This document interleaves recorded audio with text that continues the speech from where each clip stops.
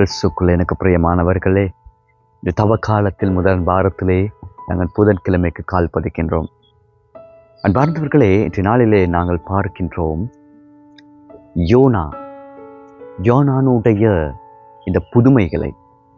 அன்று சமுதாயத்திலே வாழ்ந்தவர்கள் விசேடமாக பரிசேயர்கள், சதுசேயர்கள், புதுநிலையினர்கள், இவர்கள் அனைவரும் இறைவனிடத்திலே வந்து புதுமை ஒன்று செய்து காட்டும் என்று சொல்லுகின்ற பொழுது, அன்பார்ந்தவர்கள், அவர் சொல்கிறார், யோனா உங்களுடைய வாழ்க்கைக்கு ஒரு புதுமையாக இருக்கின்றார்.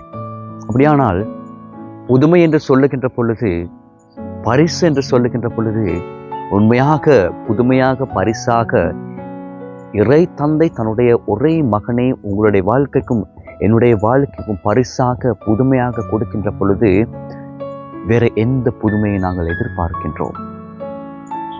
எங்களுடைய வாழ்க்கை ஒரு புதுமையாக இருக்கின்றது. இயேசுனுடைய வாழ்க்கை எங்களுக்கு புதுமையாக இருக்கின்றது. அப்படியானால் நாங்கள் வேறு எதனை புதுமையாக தேடுகின்றோம், பரிசாக தேடுகின்றோம்?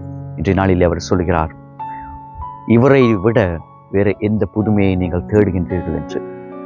இறைவனை நாங்கள் வைத்துக்கொண்டு, வாழ்க்கையில வைத்துக்கொண்டு நாங்கள் புதுமைகளை தேடியவர்களாக இருக்கின்றோம்.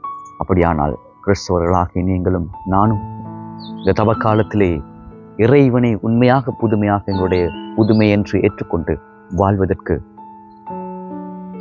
பக்தி முயற்சிகள், உபவாசங்கள், செபங்கள் இவற்றினூடாக வாழ்கின்ற பொழுது ஆண்டவர் உங்களுடைய வாழ்க்கைக்கும் என்னுடைய வாழ்க்கைக்கும் புதுமையாக இருக்கின்றார் என்ற உண்மையினை நாங்கள் புரிந்து கொள்வதற்கு அவரிடத்திலே வரம் கேட்டு மன்றாடுவோம்.